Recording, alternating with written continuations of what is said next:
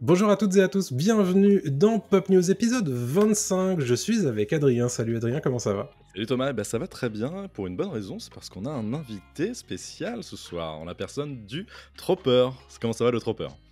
Ça va très bien, je suis très content. Il est très content. Et quand je suis content, je vomis. Oh bah non, pas maintenant, pas tout de suite. Désolé. Voilà, ça serait dommage. Attends un petit peu. Attends la fin de l'émission, s'il te plaît. Le Tropper, on peut t'appeler par ton prénom? Ce sera peut-être On plus peut simple. m'appeler par mon prénom. J'ai un prénom. Tu as un prénom? Tu le connais? Je le connais, mais C'est si tu peux le- le donner. Ah, je m'appelle Bastien. Bonjour, enchanté. Enchanté Bastien. Bienvenue. Bonjour Bastien. Alors, il y a mon papa qui est là avec la caméra. Et...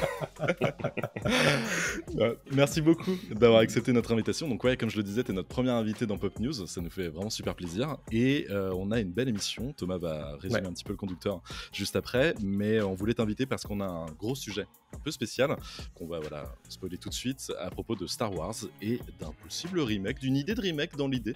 Et on va en débattre assez longuement pendant l'émission. Mais j'en dirai pas plus, on en parlera tout à l'heure. Oui, et petit point sur notre invité, le Tropper, tu es vidéaste, créateur de contenu sur les internets, comme on dit. Influenceur, non, c'est un mauvais terme, on n'aime pas du tout. T'es très présent sur YouTube, mais aussi sur les différents réseaux sociaux. Sur YouTube, t'as une grande chaîne YouTube qui totalise plus de 180 000 abonnés, où tu parles régulièrement de thématiques de la pop culture, notamment de Star Wars, mais de Kaamelott aussi récemment. Des vidéos très intéressantes qui s'attachent notamment à l'écriture de ce genre de produits culturels, de ce genre d'œuvres culturelles, et que je vous conseille évidemment d'aller regarder. Tu nous en as un petit peu parlé, mais on va pas spoiler, mais tu as des grandes choses qui se préparent pour les prochaines semaines, donc on a hâte de voir ça. Eh ben oui. Vous verrez. Peut-être ou pas. Peut-être pas, ça se trouve, j'ai disparaître d'un coup. Tu sais pas. Non, reste avec nous. Et donc, Pop News, qu'est-ce que c'est? Pop News, c'est votre récap des infos pop culturelles de la semaine. C'est tous les lundis à 20h30 sur twitch.tv/p0pnews et tous les mercredis sur les plateformes de podcast dans vos oreilles, mais aussi pour vos beaux yeux sur YouTube et sur Dailymotion, parce que oui, nous sommes aussi disponibles sur Dailymotion et sur toutes les plateformes réseaux sociaux actuelles, TikTok, Facebook, Instagram, X, Blue Sky, j'en passe, et des meilleurs. N'oubliez pas d'interagir, évidemment, c'est comme ça qu'on va conquérir le monde. De quoi on va vous parler aujourd'hui? Comme d'habitude, les brèves pop culturelles de la semaine, le point box-office d'Adrien, la grande discussion qu'Adrien nous a spoilé tout à l'heure autour de Star Wars et d'un potentiel reboot de la saga, le radar des sorties de la semaine, ainsi que nos recos du moment. Tout simplement, on va commencer tout de suite avec la première brève qu'on a sélectionnée pour vous. Vous n'êtes pas sans savoir, puisque tout le monde en a parlé ce week-end, que Matthew Perry est malheureusement décédé ce week-end à l'âge de 54 ans. L'acteur canadien et américain est décédé, a été retrouvé mort inconscient dans son jacuzzi, et donc il avait 54 ans. On ne sait pas exactement, on ne présuppose pas de meurtre dans ce cas de figure, mais on n'a pas encore les analyses toxicologiques, etc. Ça faisait des années que l'acteur était en proie à l'addiction, notamment avec des analgésiques et l'alcool. Il est décédé du coup peu de temps après la réunion des Friends, puisque Matthew Perry, évidemment, est surtout connu pour le rôle de Chandler Bing dans la série Friends, qui a été diffusée de 1994 à 2004. Il avait aussi été face à Bruce Willis dans Mon voisin le tueur 1 et 2, ainsi que des séries comme À la Maison Blanche, etc., etc. Donc un décès évidemment très triste et pas tout à fait en son temps, parce que 54 ans c'est beaucoup trop jeune pour un acteur comme Matthew Perry.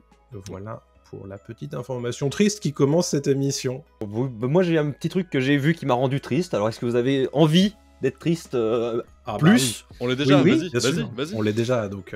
Ok, parce qu'en fait, moi, quand j'ai appris la nouvelle, je l'ai appris via c'était sur un article sur lequel on citait son autobiographie, dans laquelle il disait, moi, ce qui me fait peur, c'est qu'un jour, je vais mourir et qu'on me souviendra de moi que pour Friends.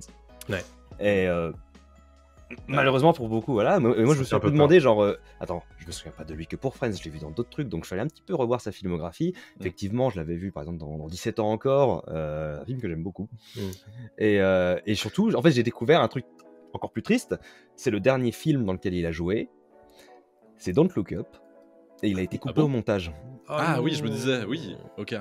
Merde. Ça fait mal. Ça fait Ah, mal. c'est Ça dommage. fait très mal. Ouais. Voilà. Donc c'était la tristesse. Ok, donc jusqu'au bout, pas ouf quoi. Ouais, ça fait Ouais. mal. Ah, Ça bah, fait- ouais. C'est bon. Pas bah, dans le voilà. cœur. Ouais. J'avoue que j'étais pas prêt. Mais on Je l'a l'ai dit. prévenu. On l'a dit.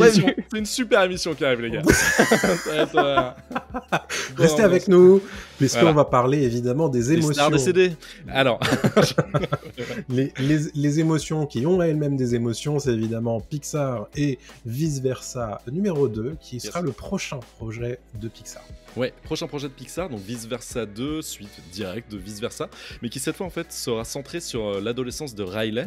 Riley qui était la petite qu'on suivait dans le premier film. Donc on a un tout petit pitch, vraiment c'est un tout petit bout de synopsis qui nous a été livré par Pixar. En fait, Riley aura grandi, elle aura des nouvelles émotions qui vont faire leur apparition dans sa tête, ce qui va refléter des nouveaux défis et des turbulences dans cette période troublée de l'adolescence.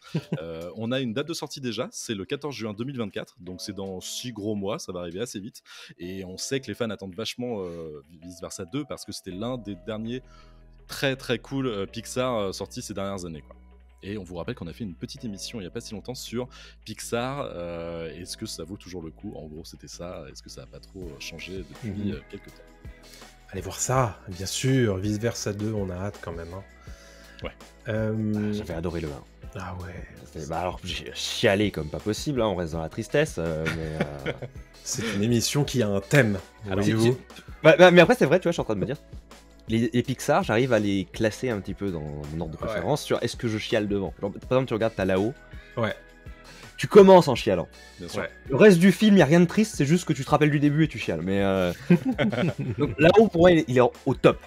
Ouais. Et vice versa, il y a des petits moments qui font... Hein, Et comment il s'appelle ? C'est Bing Bong, c'est ça son. quand Bing Bong, Ouais, Bing Bong, ouais. voilà. Ouais. Aïe, c'est- aïe, aïe, aïe. Aussi là, hein. Et du coup, sur les plus récents, moins. Beaucoup Ouais. moins. Voilà, genre Soul, j'avais bien aimé, mais pas de petites larmes. Donc je me Ah dis, ouais il n'y a pas la magie Pixar. Là. Ah, Soul Et m'avait j'ai- fait chialer, moi, quand même. Toi, t'avais chialé sur ça Soul, Moi, m'avait j'avais fait chialer. vraiment bien aimé, mais Ouais. pas chialé. Mais, Et Élémentaire, Ouais, c'était un Élémentaire, Pixar. ouais. Hein, Ouais, bah, ouais. pas non plus. Bon, genre. on n'a pas trop aimé Oui, Moi, j'ai Élémentaire. pas aimé, ouais. Ouais. Effectivement. Moi, je m'attendais à ce qu'il soit plus mauvais que ce que j'ai vu. Alors quand je suis allé le voir, j'y croyais pas, j'étais en mode ça va être une daube, mais allez j'y vais parce que j'ai que ça à faire cet après-midi. Et ça va. Ouais. C'est pas bien, mais ça va, c'est pas une dope totale. Oui, c'est ok. C'est juste ok. C'est ok, c'est Voilà. très médiocre. Merci. Je comprends pas le succès de ce film, mais merci. Ouais, je suis entièrement d'accord. C'est ok. Très ok. Pixar, donc. C'est Exactement. des hauts et des bas ces dernières années, on va pas se mentir quand même. Petite information pour vous prévenir de la venue d'un documentaire produit par Daniel Radcliffe, du coup Daniel Radcliffe, Harry Potter, hein, évidemment. Peut-être que lui aussi un jour dira, j'espère qu'on ne se souviendra pas de moi que pour Harry Potter. En tout cas, il produit un documentaire qui est dédié au cascadeur en fait, qui s'occupait de lui, de toutes ces cascades pendant la saga Harry Potter dès le numéro 1, qui a souffert d'un grave accident puisqu'il s'est cassé la nuque en fait lors du tournage d'Harry Potter 7.1 et il lui dédie du coup un documentaire qui sort en novembre sur HBO. Vous inquiétez pas, il est toujours vivant, hein, David Holmes. Par contre, il a perdu l'usage de ses membres à partir du torse jusqu'au pied. Et on n'avait pas du tout pensé que dans ce conducteur, c'est extrêmement déprimant sur ce début d'émission. Hein ouais, hein. Mais, en Pourquoi tout on a cas, fait ça ? Ouais, je sais pas, écoute, ça nous est pas venu à l'idée, mais en tout cas, voilà. Ça va trop bien en ce moment, je crois que tout va trop bien, donc on se dit tiens, un petit coup de moins bien, allez. En tout cas, les deux hommes sont toujours très proches, et Radcliffe a aussi produit sa série de podcasts autour justement des cascadeurs à Hollywood. Donc c'est assez intéressant, et puis si vous êtes intéressé par son parcours, il y aura beaucoup d'images dans ce documentaire qui sortira du coup en novembre. Alors je sais pas exactement si ça aura la même date de sortie en France, j'en serais un peu étonné, mais on vous tiendra au courant si besoin. Moi, je dois avouer que j'adore ce que fait Radcliffe depuis qui fait plus Harry Potter. Je trouve que tous les projets où il participe, juste le mec, il a battu la malédiction des enfants stars. Ouais. Il a juste décidé de vivre sa meilleure vie, d'être à fond dans des trucs chelous, artistiques, où il s'éclate. Grave. Et je vous disais ça avant le live, mais en plus, en tant que producteur, le mec, il fait des trucs vachement cool. Notamment, il est producteur exécutif sur le Pinocchio de Del Toro. C'est fou ça quand même. Hein. J'ai découvert aujourd'hui en faisant mes devoirs pour l'émission, et ça m'a fait trop plaisir. Information supplémentaire. Et j'avoue que tu me l'as appris. Et en fait, c'est intéressant parce que tu vois que Daniel Radcliffe, tout de suite, en fait, il a essayé de casser son image immédiatement après être sorti de Harry Potter. Et ça marche parce que c'est un des seuls maintenant qui continue vraiment à tourner tout le temps. Alors d'autres tournent moins par choix, mais d'autres ont arrêté de tourner parce que ça marche plus très fort, quoi. Des trois gamins, c'est lui qui s'en est le mieux sorti quand même. Même si Emma Watson est devenue une icône, voilà, pour autre chose, mais ouais. Mais c'est ouf, il joue quand même un pétoman dans Swiss Army Man, qui est incroyable, un film super beau. Il est incroyable ce film, il est vraiment très magnifique avec Paul Dano. Et pareil dans Guns Akimbo, qui est pas un film génial, il joue quand même un type qui a des flingues accrochées aux mains, il peut rien faire d'autre que voilà, d'utiliser ses flingues. Je trouve ça juste génial. Et oui, il est parti en roue libre, mais c'est un choix quand même de carrière, quoi. Exactement. C'est cool de voir ça. C'est très rare. Très cool. On a une petite information autour de Insaisissable 3, puisque potentiellement on va avoir une suite à Insaisissable 1 et 2. Now You See Me, on dit en anglais. Ouais, exactement, Insaisissable, qui avait plutôt bien marché, qui était un film, qui était plutôt apprécié quand même des fans de magie en général, j'imagine, en tout cas de films d'action, un peu thriller, un peu cool, comédie, où ça avance et t'as du mystère, et le 2 était certes un peu moins bien, mais avait quand même assez performé pour que un troisième en fait se mette en place. Donc le troisième reverra en fait les acteurs principaux revenir en fait dans la peau des personnages du premier et du 2. Donc on avait j'ai perdu son nom. Jesse Eisenberg. Et oui, Jesse Eisenberg, merci, qui reviendra dans la peau du héros. Et puis on continuera avec une nouvelle aventure. Pour l'instant, on n'en sait pas plus sur l'histoire. On sait que c'est dans les tuyaux et c'est Screen Daily qui rapporte l'info. Et on n'a pas de date de sortie exacte pour le moment. Moi, j'avais bien aimé. Je sais pas ce que vous aviez pensé, vous, des deux premiers Insaisissables 1 et 2. Personnellement, alors en fait, le truc, c'est que le premier, je l'ai regardé à l'époque où il est sorti. Je l'ai pas revu depuis. Après, par contre, j'ai vu le 2 depuis. Ouais. Et le 2, je l'avais pas aimé du tout. Et en fait, j'ai peur de revoir le 1. Parce que j'ai peur qu'en fait, je me dise, c'est pas que le 2 est beaucoup moins bien que le 1, c'est que le 1 était pas si bien que ça. Et genre. En fait, quand je repense au 1, moi, je repense à tous ces trucs années 2010. C'est vraiment, tu sais, on est dans thriller un petit peu fantastique, avec des gros ralentis, et j'ai vraiment peur, en le revoyant, de me dire, ah oui, en fait, c'était un peu une daube, mais il était dans les courants de ce qui fonctionnait à l'époque, et de ce qu'on trouvait cool à l'époque. Il y a un côté Benjamin Gates, tu vois, dans l'idée. Benjamin Gates de la magie, tu vois, un truc... Benjamin Gates de la magie, mais un petit côté Inception aussi, tu vois. Je sentais la patte Nolan dans l'industrie du cinéma à ce moment-là, tu vois, le petit côté, genre, on reprend un truc un petit peu magique d'enfant, mais on le fait plus... Waouh, des étoiles dans les yeux, et j'ose pas le revoir. Moi je me souviens avoir beaucoup aimé Insaisissable le premier, que j'ai revu un petit peu après. J'ai aucun souvenir du 2 en revanche, et moi alors effectivement, par contre, Daniel Radcliffe se trouve dans le deuxième épisode. Oui, ça fait méchant. Voilà, donc quelque part ce conducteur J'avais oublié. Bien construit. Voilà. C'était oublié. Ça m'a pas marqué du tout. Voilà. Donc bon, écoutez, on fait des mauvais choix de carrière. Voilà. On vous le rappelle en tout cas, mais c'est moi j'y voyais beaucoup du Ocean's 11 en fait. Il y a un côté, en fait, moi j'aime bien les films de braquage, et puis quand tu rajoutes un petit peu de mystère et de suspense, moi ça me va bien, tu vois. Mais c'est vrai que c'est peut-être pas si incroyable que ça. Mais je pense que je regarde encore le premier avec plaisir. Ouais, déjà dans le chat, vous avez vu, mais vous n'avez pas regardé, j'ai l'impression. Mais en fait, alors déjà, très drôle. Joli. Et en plus de ça, il faut savoir que c'est Louis Leterrier qui a réalisé Insaisissable, et c'est Louis Leterrier qui s'occupe aussi de Lupin. Donc, pareil, tout est lié. Donc, et Lupin, c'est la même chose. Lupin, c'est exactement le même principe qu'Insaisissable, avec un type qui se transforme un peu, qui change et qui est à un endroit où il ne doit pas être, etc. Yes. Bon, bah écoutez, en parlant de saga, ouais, je pense qu'on a fait le tour d'Insaisissable. Est-ce qu'on a fait le tour aussi de la saga Les Animaux Fantastiques? A priori, oui, nous dirait David Yates. Oui, alors c'est ce que dit David Yates. Pardon, je t'ai envoyé une balle courbe alors que c'est moi qui dois faire cette émission part dans tous les sens, j'en suis désolé. Que veut nous dire David Yates? Les animaux fantastiques, du coup, rappelez-vous, devaient faire une pentalogie, 5 épisodes au total. En tout cas, c'est ce que J.K. Rowling avait annoncé, peut-être un jour un peu trop aviné. Mais en tout cas, les animaux fantastiques 4 et 5, a priori, c'est pas fait pour tout de suite, quoi. En tout cas, c'est ce que dit David Yates dans une interview auprès du magazine Total Film, où il exprime tout simplement le fait que les animaux fantastiques, c'est un peu en pause, quoi. Nous sommes très fiers des animaux fantastiques, Les Secrets de Dumbledore, donc le 3e, que personne n'est allé voir d'ailleurs. Et quand il est sorti, nous avions tous besoin de faire une pause, de nous détendre un peu comme le public. La plupart d'entre nous étaient surpris quand nous avons entendu qu'il y aurait 5 films. Joe, donc J.K. Rowling, a balancé ça lors d'une projection presse. Personne ne nous avait dit qu'il y en aurait 5, c'est bon à savoir. Je suis sûr qu'un jour on sera de retour, mais non, je n'en ai pas parlé à Joe, ni à David Heyman, qui est le producteur de la franchise, ni à Warner Bros. On fait une pause et ça fait du bien, ça me permet de faire d'autres choses, à savoir du coup un des films qui sort très prochainement sur Netflix, me semble-t-il. C'est compliqué parce que avec l'histoire de Johnny Depp, c'était déjà un caillou dans la chaussure depuis un bout de temps, cette saga, quoi, qui fonctionnait, mais qui marchotait, quoi. C'était pas non plus un gros succès. Et sont passés après Harry Potter, c'est compliqué. Et donc tu sens que là, ça va être un gros coup d'arrêt et qu'ils vont plutôt se focaliser sur la série dont on avait parlé il y a quelques temps, parce qu'ils vont faire un reboot d'Harry Potter en série côté HBO, côté Max. On n'a pas hâte. Au secours.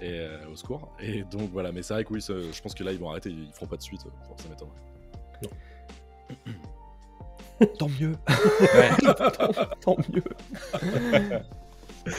Non, heureusement. Il faut pas. Il faut pas faire ça. En fait, c'était mignonnet le premier. Le deuxième était horrible. Et alors le troisième, je suis même pas allé le voir, c'est dire. À quel point j'en avais rien à faire. Et le box-office le montre aussi, puisqu'il a fait 407 millions de dollars à sa sortie en avril 2022, et un blockbuster de cette taille-là, c'est plutôt 250 millions de dollars de budget. Donc autant vous dire qu'il n'est pas du tout rentré dans ses frais, et que un an plus tard, David Zaslav, du coup le PDG de Warner et Discovery, nous annonçait en grande pompe que Harry Potter, ce serait un reboot en série, quoi. Donc ça montre bien ce qu'il veut faire de la licence, à savoir des montagnes d'or, tout simplement, et pas trop d'essais de créativité, quoi, tout simplement. Si vous voulez, j'ai une anecdote sympa sur J.K. Rowling. Je t'en prie. Celle-là, je l'adore. Il faut connaître d'abord l'anecdote de base sur Stephen King. Donc Stephen King, il a écrit des bouquins, il est devenu célèbre, et il s'est dit, est-ce que maintenant mes bouquins se vendent parce que j'écris bien, ou est-ce que c'est parce que je suis connu? Donc il s'est dit, allez, vas-y, je vais faire un pseudonyme, écrire un bouquin, où elle va, cette anecdote, et sortir. Et donc il l'a fait, et ça a super bien marché. En fait, les gens l'ont acheté direct, il a eu un succès colossal. Et J.K. Rowling, elle s'est un peu dit pareil. Elle s'est dit, est-ce que les gens achètent mes bouquins parce que j'ai fait Harry Potter, ou est-ce qu'ils achètent mes bouquins parce que j'écris bien? Donc elle a pris un pseudonyme masculin, elle a commencé à écrire des livres qu'elle a publiés, et elle en a vendu moins de 1000. Waouh. Et ensuite, elle a décidé de dire que c'était ses bouquins, parce qu'elle était vexée, personne les achète. Ah ouais, la vache. Et après, elle a fait genre que les gens les achetaient alors qu'ils savaient pas, alors que les ventes n'ont démarré que quand elle l'a annoncé. Oui, après ça a explosé, j'imagine. Normal. Ouais. Ah, je savais pas tout. Putain, c'est ouf. Ouais. J'adore cette anecdote. Je trouve que c'est très représentatif de la personne, je trouve. Donc voilà pour les animaux fantastiques. J'adore cette anecdote. On est toujours sur le domaine des grandes sagas, puisque Mission Impossible était censé revenir l'an prochain pour le 7.2, donc Dead Reckoning partie 2. Et en fait, non, a priori. Ben non, ça a été décalé d'1 an. Il va falloir patienter 1 an de plus pour découvrir Mission Impossible Dead Reckoning partie 2, qui devrait aussi changer de nom. En tout cas, c'est les rumeurs concernant le film. Pour l'instant, le box-office en fait est pas bon du tout pour le premier épisode, qui a fait 567 millions de dollars récoltés, alors que Fallout, l'épisode précédent, avait fait 791 millions de dollars. Donc vraiment, c'est on est loin du compte. Ouais, c'est vraiment pas ouf pour Tom Cruise et sa saga. Donc le film est maintenant prévu pour le 25 mai 2025 aux États-Unis et en France dans ces eaux-là. Et c'est aussi dû évidemment à la grève des acteurs, parce que le film était actuellement en tournage, même si Tom Cruise est sur des avions à faire la promo du truc, et voilà, il y a d'autres acteurs aussi qui doivent tourner, et donc eux ils peuvent pas, et c'est compliqué, et donc ils sont obligés de décaler le film. Et je pense que ça va leur permettre de faire un peu de réécriture aussi, ça va leur permettre de prendre le temps de voir ce qui n'a pas fonctionné dans le premier, d'avoir un petit peu de retour, et c'est peut-être pas plus mal en fait, plutôt que d'enchaîner avec une suite partout comme ils avaient prévu, peut-être de retomber sur leurs pieds autrement, et puis d'écouter les fans, quoi, parce que si le film a pas marché, moi le premier j'ai pas aimé le partie 1, alors que j'adore Mission Impossible en général, et j'étais très déçu. Je sais pas si vous l'avez vu, toi tu l'as vu Thomas. Je ne dirais pas que ça n'a pas marché, je ne dirais pas que c'est un échec, je dirais plutôt que ça n'a pas marché. Voilà. Moi je l'ai pas vu. Alors c'est con parce que j'aime beaucoup les Missions Impossibles. Genre je suis sûr que même en allant le voir, s'il est moins bien que les autres, je passerai un bon moment parce qu'il y a le spectacle et tout ça. C'est juste que déjà il est arrivé en même temps que Barbie et Oppenheimer, donc il y avait un petit peu, il a été camouflé sous la hype. Oui. Et ensuite juste je me suis dit, je sais que je vais pas passer un moment incroyable, je sais que ça va être bien, je préfère attendre de le voir chez moi, dans mon canapé en fait. Alors, c'est con, hein, c'est un film de grand spectacle que tu pourrais voir au cinéma, mais moi les Missions Impossibles, c'est un peu des films confort. J'aime bien être tranquille chez moi. Alors, ouais, mais il y a le côté quand même grand spectacle qui est cool, mais que tu n'as pas dans... Enfin, si tu l'as vraiment dans Partie 1, faut pas déconner. Mais c'est vraiment... ça parle tout le temps, c'est exposition, le film, quoi. Ça n'arrête jamais de parler en disant, bah, vous avez vu, dans 20 minutes, on va aller faire un braquage. Et c'est trop bien. Et là, tu fais, ouais, mais arrête de le dire, en fait, fais-le, parce que sinon, c'est long et c'est chiant. Donc, et ouais, je sais pas, il est très décevant, ce film, pour ça, quoi. Mais je vois ce que tu veux dire sur le côté confort et plaisir aussi. Je pense que le fait de lui enlever le sous-titre Dead Reckoning partie 2, ça va peut-être aider le 8e film du coup, parce que déjà si les gens sont un petit peu désolidarisés du 7e et qu'en plus on leur dit le 8e c'est la suite directe du 7e, ils vont se dire bah ouais mais moi je l'ai pas vu, du coup je vais pas voir le 8e. Je pense que c'est un move complètement économique de faire ça. Très malin. Bon, je ferais la même chose à leur place si j'avais un produit qui avait pas marché. Oui, c'est clair. Et tu le renommes tout Mission, tout Impossible. Je sais pas, à voir. Mission Impossible électrique Bougalou. Je veux le voir celui-là. Voilà pour Mission Impossible, on va parler série Disney Plus et MCU, puisque Daredevil Born Again, le reboot de Daredevil, enfin le relaunch en fait de Daredevil, a de nouvelles informations à nous donner après le fait que Daredevil Born Again a tout mis à plat en fait, ils ont tourné la moitié des épisodes et en fait ils se sont rendus compte que ça fonctionnait pas, mais ils se sont dit on va changer de showrunner, on va changer de réalisateur et puis on va repartir là-dessus quoi. Et donc effectivement ce qui se passe c'est qu'on a un nouveau showrunner et c'est un terme important puisque en général dans le MCU il n'y a pas de showrunner, c'est plutôt des exécutifs et des réalisateurs qui gèrent un petit peu toute la popote, en la personne du showrunner de Punisher, donc qui se trouve faire partie de l'ancien en fait pas MCU justement, Marvel Television, où il y avait le Daredevil de Charlie Cox qui en faisait partie.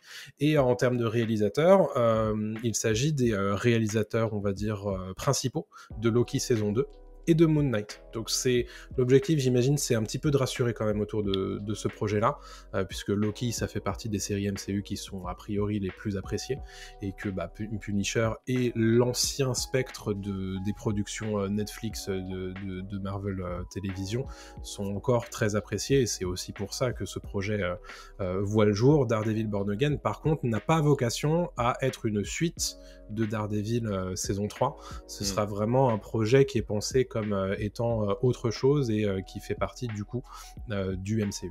Ouais, mais c'est cool qu'ils changent leur fusil d'épaule. Je pense que c'est très malin. Ils ont eu les retours aussi négatifs. Ils se sont dit tiens, il faut absolument qu'on bosse avec les meilleurs. Loki, comme tu l'as dit, c'est la série qui cartonne le plus. Et a raison, parce que je trouve qu'il y a quand même des super idées de mise en scène. Mais de la narration vaut ce qu'elle vaut, mais c'est quand même pour une production Marvel, c'est assez propre. Et d'ailleurs, j'ai très hâte de découvrir la suite de la saison 2 là, parce que ça a l'air très très cool.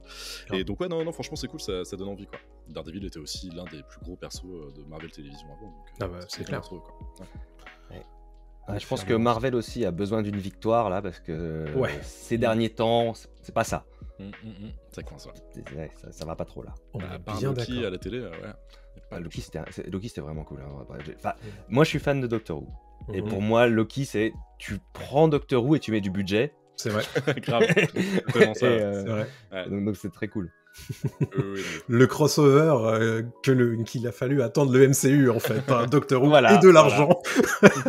Après, vous saurez que les crossovers Marvel Doctor Who existent déjà, parce que les comics Doctor Who, il y a une série de comics Marvel. Qui était édité par Marvel ? Qui était édité par Marvel, et donc l'univers de Doctor Who a un nom officiel, Terre je sais plus combien, dans les univers du multivers Marvel. Incroyable. Trop bien. Yes. C'est ouf. Donc tout est possible maintenant qu'ils sont chez Disney+. En plus. C'est donc ça le multivers. On va continuer avec Adrien qui nous a déniché un petit teaser d'un film qui s'appelle Vermine et qui te parle beaucoup. Ouais, alors parce que je suis arachnophobe déjà, et donc en fait le Ça film promet.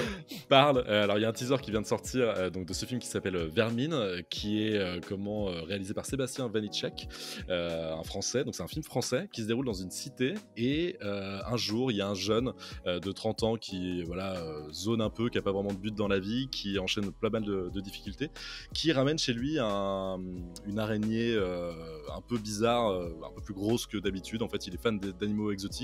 Voilà, c'est son kiff de les ramener dans des cartons et de les entreposer chez lui et puis de s'amuser avec. Et il la ramène chez lui, sauf que elle s'échappe et d'un coup, en fait, elle va faire des petits qui vont s'accumuler. Il va y en avoir beaucoup dans la cité, ils vont devenir de plus en plus gros. Et en fait, c'est un film d'horreur un peu à la Arachnophobia pour ceux qui l'avaient vu dans les années 90, où les araignées prennent le contrôle en fait de la cité. Et on retrouve Jérôme Niel. Des tutos dans ce film-là. On retrouve Théo Christine qui avait joué en fait Joey Starr dans le biopic sur le biopic, le biopic suprême qui avait joué Joey Starr dans le biopic sur NTM. Et ça a l'air très sympa, je vous conseille de regarder la bande-annonce, ça s'appelle Vermine, et ça sort le 27 décembre 2023. Et franchement, ça a l'air très très cool. Un petit film de Noël, quelque part. Exactement, voilà. Perso, j'ai regardé la bande-annonce pour faire mes devoirs, et ça m'a donné envie. Toi aussi, t'as vu ? Ouais. Bien réalisé, bien cool. Tu sens que la tension a l'air là, et je pense que c'est un peu comique aussi, enfin il y a un petit peu de comédie. Oui, c'est une comédie horrifique. Je pense que ça peut être bien. On a besoin de plus d'horreur dans le cinéma français. De genre, d'horreur, exactement. Je trouve que c'est cool. T'as le règne animal, t'as ça qui va sortir, t'avais plein d'autres films comme ça. Avec Duris, on avait eu Dans la brume, ou je sais plus comment ça s'appelait. Enfin voilà, il y a pas mal de films de genre qui commencent à venir. Ça, c'est cool. Dont le prochain film de Mathieu Turi qui s'appelle Gueule Noire et qui arrive très prochainement. Et Mathieu Turi, un réalisateur très dans le genre qui est français et qui fait vraiment des choses très intéressantes. Il avait fait Méandre, Hostile, et Gueule Noire, là, cette année, ça a l'air d'être un petit peu un remix de le Balrog, en fait, tu vois. Genre, c'est des mineurs, en fait, qui minent un petit peu trop loin et qui découvrent quelque chose, tu vois. Et ça a l'air très, très cool. Et il se trouve les nains ont été trop avares. Exactement. Trop profond. Exactement. Et il se trouve que Mathieu Turi réalisera l'adaptation de Plague Tale prochaine. C'est pas mal. Attends, il va y avoir une adaptation de Plague Tale. Ouais. Et donc, très chaud. Très cool, parce que c'est super bien de faire ça, c'est une super idée. Super jeu français. 2 jeux en plus, maintenant il y en a 2. Je recommande vivement en termes de jeux vidéo les Plague Tale. Je les ai adorés. Pareil, j'aime l'horreur. Oui. Si vous avez peur des rats, y jouez pas. J'avoue, c'est vrai. Mais la façon dont ils amènent les rats dans le jeu à chaque fois, tout ce qui est gameplay autour de ça, c'est vachement bien. Ça va être fort. Donc c'est une série télé qui a été annoncée du coup en mars 2022 et pour l'instant on n'a pas eu trop de nouvelles, donc j'espère que ça va se faire quand même. Faut qu'ils mettent du pognon parce que ça mérite d'avoir un peu de pognon. Ouais. Hashtag pognon, effectivement. Hashtag pognon, hashtag moula.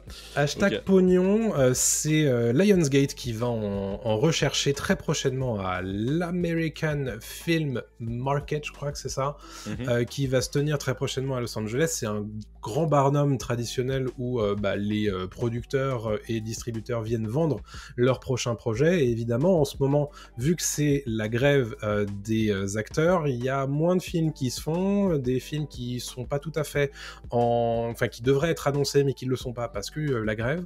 Mais il y a quand même des gros blockbusters qui sont a priori en train de se dessiner vers ce marché de l'AFM. Du coup, c'est le fameux reboot en film de Highlander qui devrait être tenu par Henry Cavill et Chad Stahelski qui se trouve être le réalisateur des John Wick. Tout ça, ça fait un moment que ça traîne, hein, mais a priori Lionsgate va présenter ce film-là à la vente des businessmen lors de l'AFM, donc ça vaut à peu près pour confirmation de la réalité de ce projet qui viserait a priori un tournage en 2024 et donc vraisemblablement une arrivée probablement pour 2025.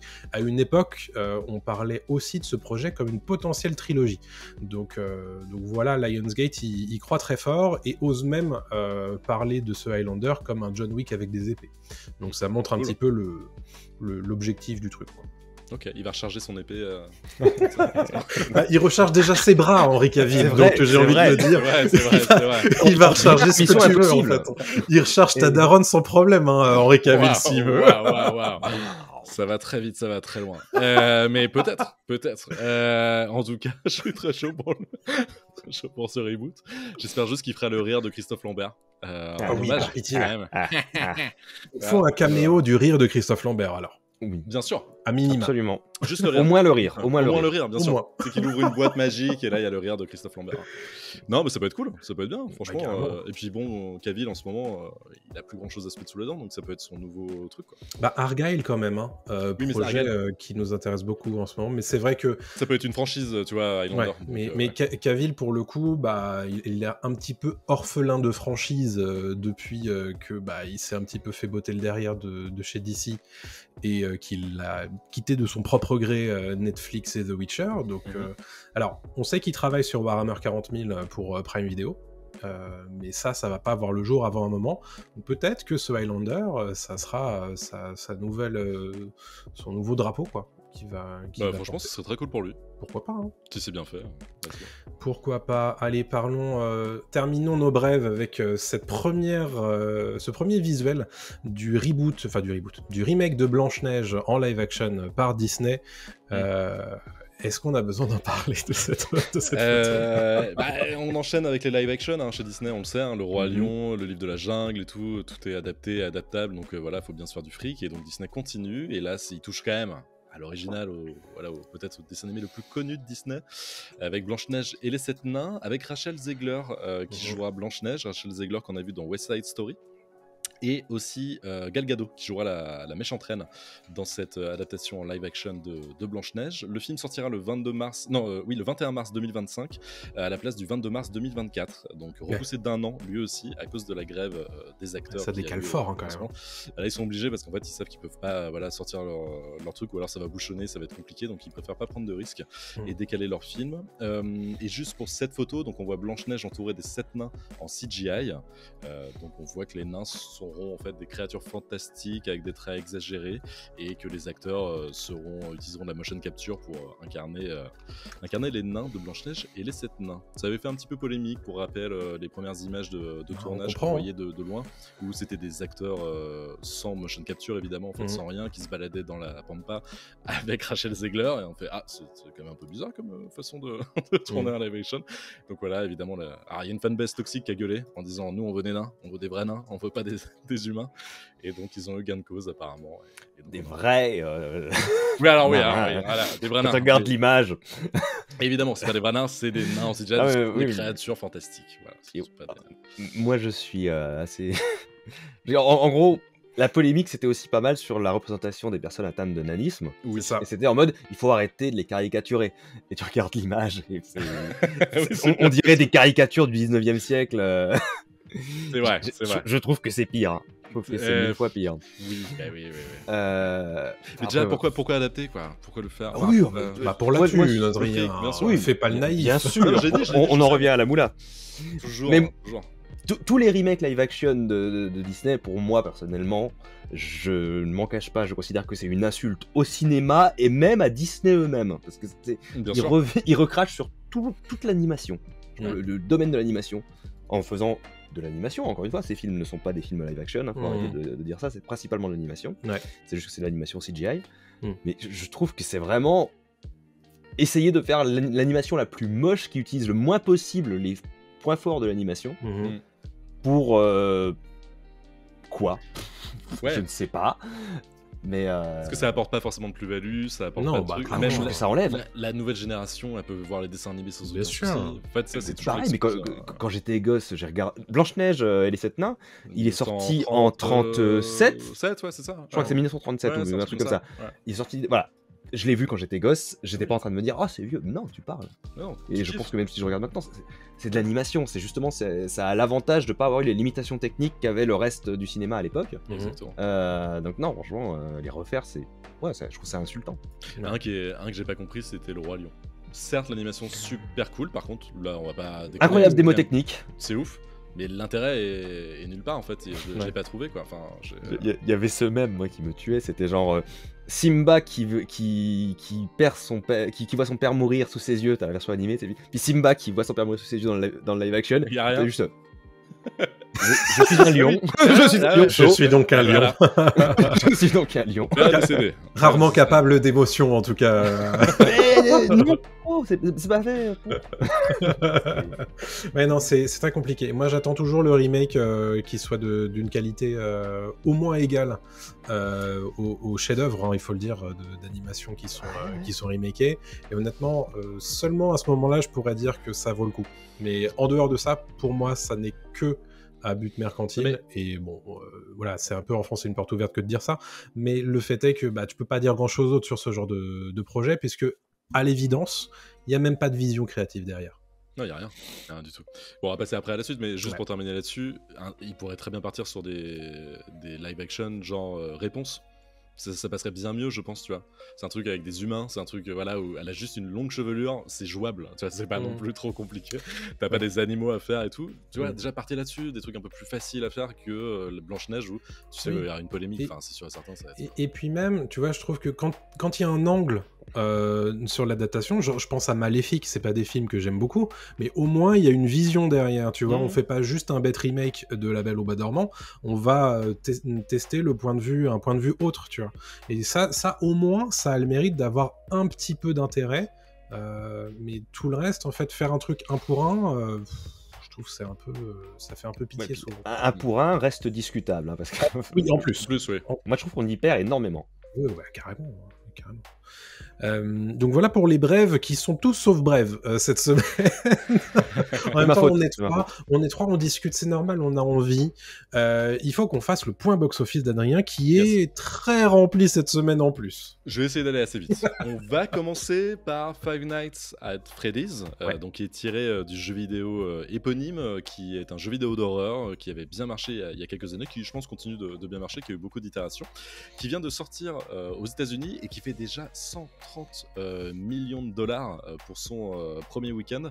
Alors c'est 130 millions de dollars dans le monde. Aux États-Unis, il a fait 78 millions de dollars. Donc, c'est vraiment assez incroyable. En France, il sort le 8 novembre. Il y a des chances qu'il fasse aussi un carton sur notre territoire. Je poursuis avec 3 jours max de la bande à Fifi avec Tarek Boudali. Je suis obligé de parler de ce film-là, mais bon, c'est pas forcément de la haute qualité. Qui lui fait le 4e meilleur démarrage d'un film français en 2023. Ça marche très fort. Assez monstrueux, quoi. Cumul premier week-end, on est déjà à 700 000 entrées avec 100 000 entrées réalisées en avant-première. Donc c'est juste assez fou que le mec arrive à faire quasiment 1 million en une semaine. Je poursuis avec Killers of the Flower Moon de Martin Scorsese qui lui fait déjà 418 000 entrées en France. Pas dégueu quand même pour un film qui dure 3h26 dans mes souvenirs, donc c'est pas mal du tout. Pour la petite anecdote, il y a des cinémas américains qui veulent proposer des entr'actes à leurs spectateurs et la prod et la monteuse du film gueule en disant que c'est pas la vision que Scorsese a, donc il faut pas mettre d'entr'acte pour regarder le dernier Scorsese. La Patte Patrouille, voilà, alors c'est là où je voulais en venir, la Patte Patrouille. Les super pouvoirs de ouf. Super Elle pouvoir de ouf, elle assure la Patte Patrouille. Elle fait déjà plus de 1 million d'entrées en France, 1 111 000 entrées. Avec les vacances scolaires là, qui viennent à peine de démarrer, ça va être un véritable carton de ouf, je vous l'assure. Ensuite, Sodis, pour son premier jour en France, a fait 35 000 entrées. Avec le cumul des avant-premières, on arrive à 59 000 entrées. Donc c'est vraiment pas mal du tout. On est sur le 5e meilleur score de la saga, qui en compte 10. Et la franchise a déjà atteint le milliard cumulé dans le monde depuis la sortie de Saw 1. Donc c'est quand même une franchise très, très lucrative qui n'est pas près de s'arrêter. Je poursuis avec le dernier Dupontel, second tour, qui fait un cumul de 372 000 entrées, dont 68 000 en avant-première. Donc pareil, bon score pour le dernier Dupontel.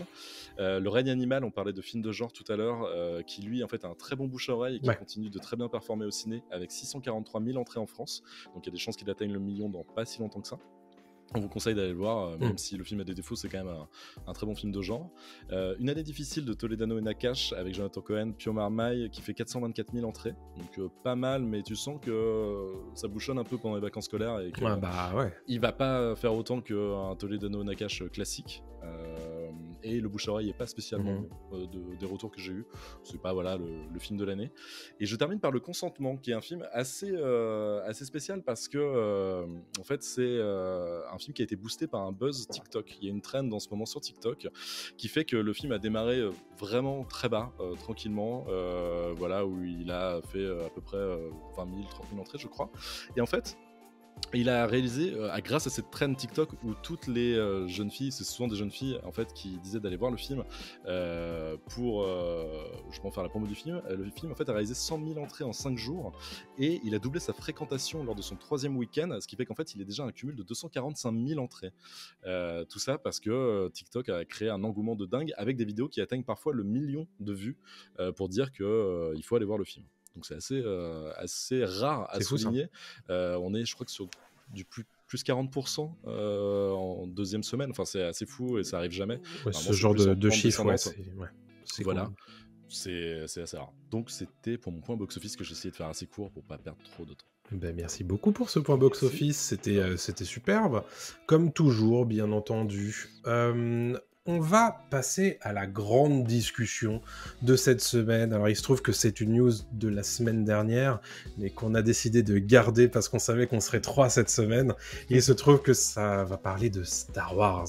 Star Wars, qui est un sujet que, toi, le Tropper, tu traites pas mal quand même sur ta chaîne YouTube. Entre autres, mais bon, que t'as souvent traité, et on s'est dit, franchement, quel meilleur sujet que celui-ci pour débattre ou pour discuter avec toi. Alors, on va remettre un petit peu en contexte tout ça.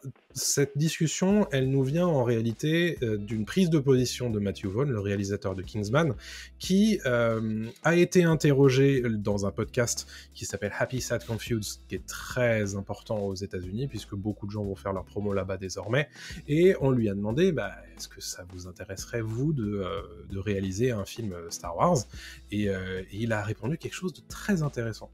Il dit, pour moi, si je devais réaliser un film Star Wars, ça voudrait dire jouer avec les personnages que j'aime. Si le studio me dit qu'ils veulent rebooter Star Wars avec Luke Skywalker, Han Solo et Dark Vador dans une nouvelle version, tout le monde dirait que c'est idiot, mais ça m'exciterait d'essayer. Pourquoi les personnages de Star Wars datant de 77 sont-ils si sacrés ? Pourquoi est-ce qu'on ne pourrait pas les reprendre pour un nouveau public ? Donc ça, c'est la première partie, on va dire, de cette discussion. On va dire, c'est pourquoi, en fait, on pense potentiellement que c'est une mauvaise idée. Et lui, il répond déjà, en fait. Tout le monde va s'énerver, mais tant pis, allons-y. Si vous voulez une nouvelle génération de fans, faites-le pour elle. Pour l'ancienne génération, on croise les doigts, et on espère que ça sera suffisamment réussi pour qu'elle apprécie. Déjà, ma première question, c'est, est-ce que vous pensez que c'est une bonne idée, celle qu'évoque Matthew Vaughn ? Est-ce que Star Wars, c'est une franchise comme les autres, qu'on peut rebooter à l'envie ? Alors, ça fait déjà depuis 77 qu'elle existe, donc on pourrait dire, ça fait un moment qu'elle n'a pas été rebootée. Il y a certaines franchises qui se rebootent parfois tous les 5 ans, je pense à Spider-Man. Est-ce que Star Wars, c'est une franchise qui est rebootable, selon vous ? Non. Au revoir. C'est pas. Alors, si tout est possible, donc elle pourrait être rebootée, et j'entends que je vois la position de Matthew Vaughn. Hein. Le mec veut un peu chercher la merde et taquiner le fan de Star Wars. Mais au-delà de... Je vais peut-être aller trop vite, mais pour moi, il ne faut pas la rebooter. Il faut la développer. Il faut ouvrir Star Wars, qui est déjà, pour moi, beaucoup trop enfermé dans un carcan de Skywalker sur 3 trilogies. C'était intéressant sur la prélogie, ça allait déjà moins sur la postlogie. Et là, il faut s'ouvrir, c'est fini, parce que les fans en ont un peu marre en fait des Skywalker. Moi personnellement, j'en ai marre.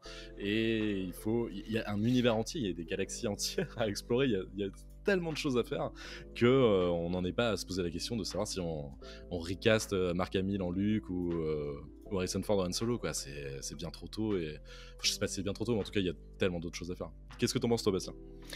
Moi, honnêtement, son argumentation pour défendre l'idée, elle me parle. Mais l'idée en elle-même, vraiment, je peux pas. Déjà parce que on est à une époque où Star Wars appartient à Disney et où ils ont une peur panique du recast depuis l'échec de Solo. Donc, ils sont obsédés à l'idée de ranimer les vieux personnages comme des marionnettes numériques nécromantiques. Vraiment, moi tu me dis, à la limite, on refait la saga Skywalker avec des nouveaux acteurs. C'est pas ce qui se passera avec Disney. Ce qui va se passer, c'est qu'ils vont vouloir refaire Mark Hamill, Carrie Fisher et Harrison Ford jeunes. Oui. Et ça me dégoûte au plus haut point, humainement. Cette façon de retirer l'humain de l'art. Et quand on parle de Star Wars, en plus, moi je trouve qu'il y a quelque chose que les gens oublient vraiment sincèrement, c'est qu'à la base, ce truc, c'est l'histoire que George Lucas avait à raconter. Ouais. C'est George Lucas, Luke Skywalker. Il s'appelle Luke. Il a le même nom. Ouais. Il y a un truc là. Il y a un truc, hein, tu vois. Et quand il refait la prélogie, il commence à parler beaucoup de la politique dans laquelle Lucas s'était engagé à l'époque. Enfin, c'est des films où Lucas, à un moment donné dans sa vie, a des choses à exprimer. Il voulait parler de la guerre du Vietnam dans les années 70-80. Ensuite, il voulait parler de la politique de Bush dans les années 2000. C'est ce qu'il a fait. Si on enlève un petit peu ce lien de parenté entre le créateur et les personnages, qu'est-ce qui reste vraiment derrière qui est Luke sans George Lucas? Et pour moi, c'est ce qu'on voit dans le Mandalorian. C'est une figure mythique et légendaire qui est là, mais qui ne peut pas participer. Alors, si Matthew Vaughn veut faire son propre Luke, pourquoi pas? Mais dans un univers riche comme Star Wars, pourquoi est-ce qu'il ferait pas son Matt, je sais pas, ou son Vaughn, John. Voilà, mais tu peux créer tous les personnages dans cet univers et raconter ta propre histoire. Vouloir revenir là-dessus en déconnectant la base de ce qui faisait ces personnages, de ce qui faisait cette histoire, je trouve que c'est un petit peu avancé à l'aveugle sans direction, un petit peu comme je trouve Star Wars est géré maintenant, c'est-à-dire qu'on ne sait pas ce qu'on veut faire avec. Il n'y a pas de direction de Star Wars. Alors, peut-être qu'il y aura un film où on verra Ahsoka avec le Mandalorian et Boba Fett, je crois que c'est ça l'idée à la fin, mais c'est le seul truc, en fait, ils n'ont rien. Il y a pas, tout comme la trilogie Disney, il n'y avait rien, il n'y avait pas d'objectif, ils n'avaient même pas prévu la suite des films, ils les ont fait un par un. C'est quand même lunaire d'ailleurs de faire ça. Si t'as pas de vision à part, je veux faire revenir les personnages que j'aimais quand j'étais gosse, en fait, tu ne vas rien raconter. Tout ce que tu vas faire, c'est du vide. Et en plus, risque d'utiliser des poupées numériques nécromanciennes. J'avais gardé ce terme, mais j'aime beaucoup. Non, c'est validé. J'aime beaucoup. Vas-y. Non, tout ça pour dire l'intérêt d'un reboot, pour moi en tout cas, c'est quand une histoire avait parlé à une génération et ne peut plus s'adresser à la nouvelle génération. Qu'il faut la réadapter, qu'il faut revenir. Et je trouve pas que Star Wars ne parle plus aux générations suivantes, parce que c'est tellement archétypal, c'est tellement global Star Wars. Encore une fois, tout à l'heure je disais ça parlait de la guerre du Vietnam et de Bush, mais en fait c'est les empires, et les empires qui se lèvent, les démocraties qui tombent, c'est la révolution, la résistance. C'est des grands archétypes héroïques, c'est comme ça que George Lucas les a pensés, en se basant sur le monomythe de Joseph Campbell. Ce qu'il voulait, c'était faire de la mythologie. La mythologie n'a pas besoin d'être rebootée. On réécrit pas la Bible tous les 100 ans, tu vois. Genre, c'est pas nécessaire. Encore, tu me dis, Harry Potter, on parlait du reboot tout à l'heure, pareil, ça n'a pas besoin d'être reboot, Harry Potter. À côté de ça, Spider-Man, c'est un personnage qui n'arrête pas d'être réinventé parce qu'il est lié vraiment à son époque. Les comics Spider-Man, c'est des comics des années 60. C'est les années 60, c'est les problématiques des années 60, la libération sexuelle, la libération des adolescents, comment les adolescents deviennent quelque chose de tangible, alors qu'avant ça n'existait pas. Voilà. Et ça va se développer ensuite. Dans les années 70-80, on commence à voir que la popularité de Spider-Man tombe. Donc on le réinvente. On le réinvente dans les années 2000 avec les films, avec Ultimate. Et donc d'un coup c'est plus le même Spider-Man, c'est plus le même Peter Parker. Il a pas la même place dans la culture. Et maintenant, en plus on a Miles Morales qui est, pour moi, vraiment le Spider-Man actuel. Désolé pour le Peter Parker des comics en ce moment et des films, mais c'est Miles Morales, le Spider-Man, le Peter Parker qui parle à notre génération et qui parle au monde dans lequel on vit. Et je pense que dans 20 ans, il y aura un autre Peter Parker, il y aura un autre Spider-Man. Et ça pourra toujours changer parce que c'est pas des personnages qui sont aussi universels que des Harry Potter, que des Luke Skywalker. C'est des personnages qui parlent un petit peu à l'âme des gens. Et comme tu le dis, à une époque aussi. À une époque, bien sûr. On s'adresse aux gens. Mais je suis entièrement d'accord avec toi, et notamment je vais revenir sur le côté vision dont tu parlais dans Star Wars. En fait, c'est tellement de thématiques, voilà, y a le voyage du héros, etc. Il s'est basé sur toutes ces œuvres-là, et en fait tu peux plus rien faire, et ils ont essayé avec la postlogie, avec les nazis, avant d'appuyer le trait en mode regardez, ils font vraiment limite le salut nazi, ils sont tout en noir, et voilà, et tu fais bon les gars, c'est bon, on a compris, en fait les Stormtroopers étaient en blanc, c'était la même chose, c'était clair aussi. Hein, il s'appelait Stormtrooper. Ouais, enfin c'est bon. C'est littéralement le nom des unités SS. C'est ça quoi. Enfin et donc ils n'avaient pas de vision du tout dans la postlogie. On aime ou on n'aime pas la prélogie, mais au moins elle avait la bonne idée d'aller vers la politique et de changer complètement l'angle et de tacler autre chose avec 3 films. Moi, si t'arrives avec un réalisateur, un scénariste qui ont une vision et qui peuvent apporter quelque chose, je me fais un peu l'avocat du diable, hein, mais qui peuvent vraiment apporter quelque chose en plus à Star Wars, sans forcément toucher au Skywalker, en partant ailleurs, parce que là, tu l'as dit aussi, ils ont plus de vision nulle part en fait, c'est-à-dire que là, ils sont en train de errer dans l'espace, là, de flotter comme des débiles, et ils ont plus rien, et tu fais, en fait les gars, prenez l'exemple de Andor par exemple. Andor qui est une série qui tente des choses, même si c'est copié sur des archétypes aussi de séries qu'on a déjà vu ailleurs ou des films, etc. Mais au moins, ils apportent un genre spécifique à Star Wars qu'on n'avait pas vu avant, et à essayer de parler quand même aussi de politique, je trouve, dans Andor, de fake news. Ça parle un peu de notre époque aussi, cette série, quoi. Et c'est la seule de tout l'univers Star Wars en ce moment qui touche à autre chose et qui va un peu plus loin, quoi. Oui. Mais sans vision, tu vas nulle part. Oui, clairement. En fait, la problématique, et c'est un truc qu'on a évoqué tout à l'heure, c'est que Star Wars, c'est devenu pour les exécutifs qui ont la main en fait sur ces produits, parce que là, on peut vraiment parler de produits, ne voient la saga Star Wars que comme une usine à nostalgie. Et la problématique de la nostalgie, c'est qu'elle ne fait que répéter.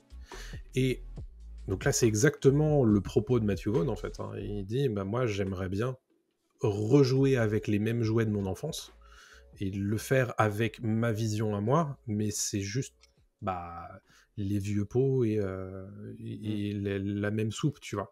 Et ça, c'est un truc qui me dépasse de la part d'un réalisateur et d'un créatif comme Vaughn, c'est que lui, effectivement, il a des intérêts à réinventer des choses qui l'intéressent.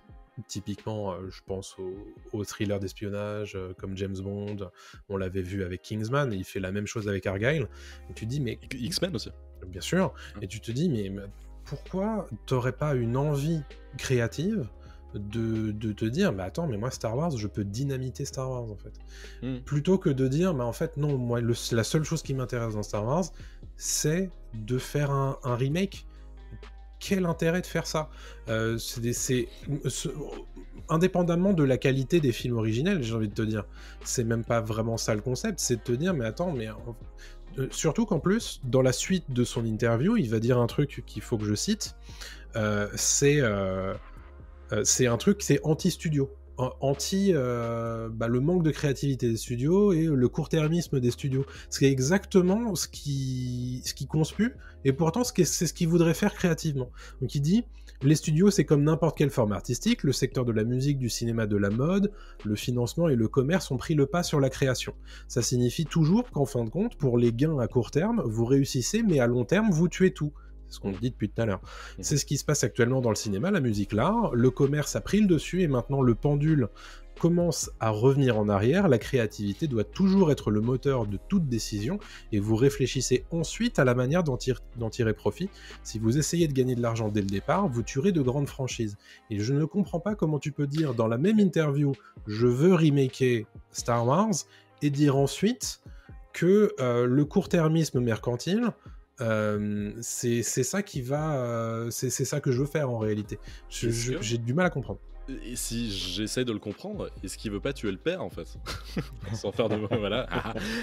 Non mais vraiment, est-ce qu'il veut pas justement tout dynamiter comme tu dis? Il veut pas tout exploser en mode en fait cette nostalgie là, oubliez-la, on va vous faire un nouveau truc avec et vous allez voir qu'en fait arrêtez de vous toucher sur Star Wars comme si c'était un truc génial et en fait on peut faire autre chose avec les personnages que Lucas a créés.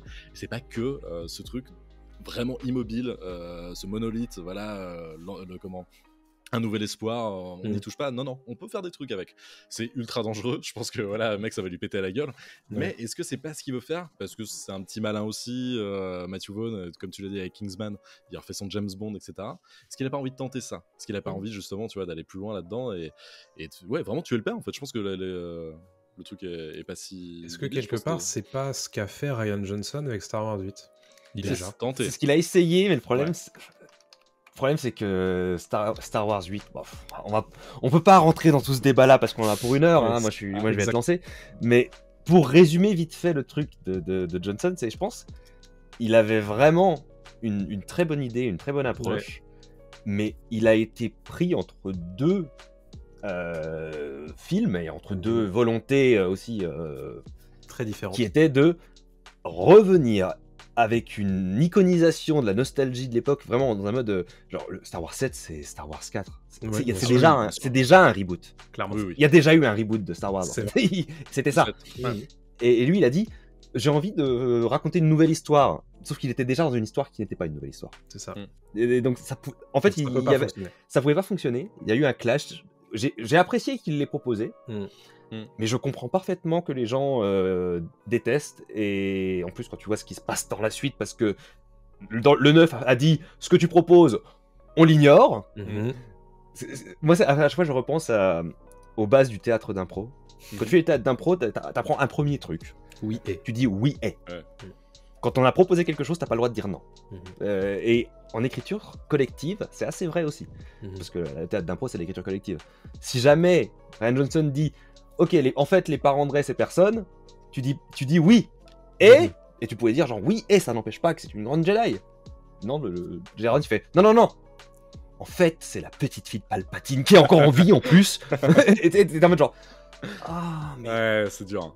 Et du coup, tout ce qu'il a pu proposer, qui aurait pu être des graines qui poussaient dans la suite, bien sûr.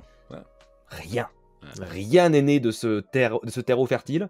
Donc ça fait que le film en lui-même ne se tient plus sur ses propres mérites. Parce que et tout ça, c'est symptomatique de cette volonté derrière, qui est de on peut pas toucher, ou si on touche, il faut réparer. Exactement, ouais. Il faut revenir au statu quo. Le problème, c'est qu'il a bossé avec Abrams. Enfin, il n'a pas bossé avec Abrams en direct, mais en tout cas, il était pris entre. Il a bossé entre Abrams. Il a bossé. Ça doit être bizarre de bosser entre Abrams. Et donc, il a bossé entre Abrams. Et à ce moment-là, il faut savoir qu'Abrams est quand même le type qui adore les mystères et qui adore ne pas résoudre ces mystères, ou en tout cas mettre un temps monstrueux. Et pourtant, Lost est ma série préférée de tous les temps. Je défendrai ça toute ma vie. Mais c'est le problème de Lost, c'est le problème d'Alias, c'est le problème de plein de trucs que fait Abrams. Et donc, forcément, quand Johnson il arrive et qui fait jeter le sabre de Luke en arrière, qui dit que justement les parents de Rey, on s'en fout, il n'y a pas de souci, qui met un terme à tout ce qui est la force en fait, en elle-même, un peu en mode tout le monde peut avoir la force, t'es pas spécial, tout le monde s'en fout en fait, voilà, c'est comme ça la force. Et là, ça fout la merde parce que là, Abrams lui, il avait mis des petits trucs à droite à gauche en mode le sabre laser il est caché, et puis on le trouvera peut-être un jour dans une carte mystique et tout. Tu fais non, là ça fonctionne plus dans le plan global d'Abrams, quoi. Et donc forcément, ça nique tout, quoi. On avait clairement deux visions diamétralement opposées. J'ai plus les mots, mais diagonalement, je sais plus. Bref, diamétralement opposées. Opposées au possible. Qui ne pouvaient pas fonctionner ensemble. Et en fait, ce qui est marrant, c'est que normalement, la suite, le 9, ça devait pas être Abrams, ça devait être Trevorrow. Ouais. Je sais pas s'il aurait fait un grand truc. Après, j'avais ça aurait dû être différent. Ouais. Le storyboard était cool et tout. Et j'avais lu, il y avait des trucs vraiment cool. Ouais. Et en fait, tu sens que c'est un petit peu ce côté où Internet a un petit peu guidé la suite. Tu sens que les gens chez Disney, ils ont flippé quand les gens se sont plaints de ce qu'avait proposé Rian Johnson. Et le truc qu'il faut jamais faire, quand t'es un artiste, le truc qu'il faut jamais faire, c'est pour les trucs que t'apprends quand tu fais de la musique. Tu n'arrêtes pas de jouer. T'as fait une fausse note, tu continues. C'est évident que ça se trouve les gens se sont pas rendus compte. Ça se trouve les gens sont prêts à pardonner. Si jamais tu dis oh merde. Ah tu viens de te niquer. Ah, j'ai fait tomber mon Palpatine. Attendez, je recommence depuis le début. C'est foutu. Même si ce que tu fais derrière c'est génial, c'est foutu. Ouais. Tu peux pas. Et donc pour moi à ce niveau, c'est pour ça que ce que propose, voilà, il y avait Andor. Il y avait la saison 1 du Mandalorian. J'ai passé un très bon moment devant, même si par la suite, voilà. Et en plus, moi, je suis quelqu'un qui s'est tapé les séries animées, hein, genre moi, les Clone Wars, tout ça, toutes les références que Filoni aime bien mettre partout à ses propres trucs, je les capte. Mais je me dis, putain, à chaque fois, genre quand j'ai regardé Ahsoka, je me suis dit, pour qui est cette série ? Sans déconner, pour qui est cette série ? Parce que c'est la saison 8, et c'est la saison 8 d'un dessin animé et la saison 4 d'un autre. La saison 5 d'un autre, ouais. 5, ouais. Donc, qui sont sortis, en plus il y a... Qui sont sortis il y a un petit moment. Ouais. Et pour qui est cette série ? Et c'est là que je me rends compte, en fait, ils savent pas. Ils savent pas ce qu'ils font. C'est juste, après, ils ont... je sais plus qui disait ça, j'étais tombé sur une vidéo où il y avait une citation de je ne sais plus qui disait que Star Wars, ils ont un truc magique. C'est que dès qu'ils vont sortir une bande-annonce, les gens vont être fans immédiatement des personnages de cette bande-annonce. Et qui expliquait que, avant même que Star Wars 7 sorte, t'avais des gens qui étaient fans de Kylo Ren, de Rey, de Finn, alors qu'ils n'avaient jamais vu les films. Juste instantanément, à l'instant où ils ont vu la bande-annonce, ils étaient fans. Il y avait une page sur Wikipédia pour ces personnages, on savait pas qui c'était, mais et en fait, ils ont de l'or avec ça. Bien sûr. Parce qu'ils capturent immédiatement l'imagination des gens. C'est vrai. Et comme ils savent pas quoi faire avec, c'est le pire gâchis possible. Ouais. Et voilà. C'est pour ça que moi, la truc que j'aime le plus dans Star Wars, ces dernières années, c'était le JDR qu'avait fait le joueur du grenier dans l'univers de Star Wars. Parce que je me suis dit, c'est juste, tu prends ce petit or de Star Wars, tu crées tes personnages qui n'existent nulle part, et dans cet univers, tu sais que ça va marcher. Et eux, ils se sont juste amusés avec. Parce qu'ils avaient envie de s'amuser avec. Et c'est ça. En fait, les studios ont peur. T'as l'impression qu'ils ont vraiment peur, ils sont ultra frileux. C'est un truc dont Lucasfilm n'a pas conscience, je pense. C'est de la puissance de cette licence et à quel point ils sont aveuglés eux-mêmes par tout l'historique de ce truc-là. Parce que ils ont ce truc de une des franchises les plus rentables de l'histoire, d'une franchise qu'on a acheté des milliards de dollars et qu'il faut absolument rentabiliser et que machin et truc. Et donc évidemment, qu'est-ce qu'on fait comme premier projet qu'on met en route autour de Star Wars après l'avoir relancé ? C'est évidemment qu'on te fait les épisodes 7, 8, 9 que George Lucas n'a jamais fait lui-même. Et tu fais, mais non, à quel moment en fait c'est le pire moyen de se casser la gueule de faire ça. Évidemment, c'est le meilleur moyen de faire des thunes, mais derrière, on l'a vu, la licence, elle a pris un coup dans l'aile. Et il y a aussi un autre problème, c'est que la surabondance de Star Wars, c'est un truc auquel le public n'est pas habitué, parce que Star Wars, c'est quelque chose parfois on a trimé pendant 20 ans avant de revoir au cinéma. Et là, le fait d'en avoir un tous les ans pendant 5 ans, on a vu ce que ça a donné. C'est la catastrophe qu'a été Solo et la catastrophe critique, pas commerciale, de Star Wars 9. C'est de voir qu'en réalité, tout ça, c'est des projets qui sont balancés parce que ça fait des super titres dans les journaux spécialisés et les journaux généralistes, ça fait des super trends sur les réseaux sociaux et ça fait beaucoup de vues sur les trailers YouTube, mais derrière en fait quand tu n'as pas de vision, et ça s'est vu tout de suite à partir de l'épisode 8 et ensuite surtout dans l'épisode 9, c'est que tu n'as pas de vision de producteur qui va tenir cette licence, au bout d'un moment en fait ça ne peut pas fonctionner. Et donc ça c'est un vrai souci. Alors en plus, remaker tout ça, pour moi, ce serait se fourvoyer. Un truc qui me rassure un tout petit peu ces derniers mois, c'est James Mangold qui va s'occuper d'un nouveau film Star Wars qui revient à l'origine de la Force. Un truc un peu christique, un truc un peu genre la première personne qui a utilisé la Force, comment on a découvert la Force. Et je trouve ça super intelligent parce qu'au moins ils sortent évidemment de la saga Skywalker parce que on revient des années et des années en arrière. Et surtout, enfin, on tente quelque chose d'autre qui n'a pas forcément de rapport avec les Jedi tout de suite, parce que j'imagine que pendant toute une bonne partie du film il n'y aura pas de force, donc pas de Jedi, ce sera peut-être de la politique, etc. quoi. Et c'est cool, mais c'est peut-être le seul film qui me donne envie dans les prochaines années, quoi. Je note un truc, c'est que depuis tout à l'heure on dit Star Wars n'a pas de vision, Star Wars n'a pas de vision. Est-ce que vous avez regardé Star Wars Vision? Oui, parce que ça, c'était plutôt sympa. Parce que... En fait, ils sont partis du principe, donc pour ceux qui ne savent pas, Star Wars Vision, c'est une série d'animation où plusieurs studios d'animation japonaises ont été contactés pour chacun faire un petit court-métrage. En fait, ils sont partis du principe, ils ont dit, avant même que ça sorte, c'est pas canonique. Vous inquiétez pas. Ouais. C'est pas vrai ce qui se passe dedans. Ouais, donc du coup ils ont une liberté totale. Exactement. Et c'est l'un des rares trucs où je me suis dit waouh putain c'est trop cool. Moi, je regardais, alors pas tous les épisodes, il y en a que j'ai trouvé nuls, mais j'étais en mode genre là il se passe un truc devant mes yeux. C'est ça. Et j'ai ressenti la même émotion par moment que tu sais quand j'étais gosse en 99 et que je suis allé au cinéma voir La Menace Fantôme et que Dark Maul il a sorti son sabre laser, ça a fait et ça a fait c'est con. Tu fais très très bien le sabre laser de merci, c'est des années d'entraînement. Littéralement depuis 1999.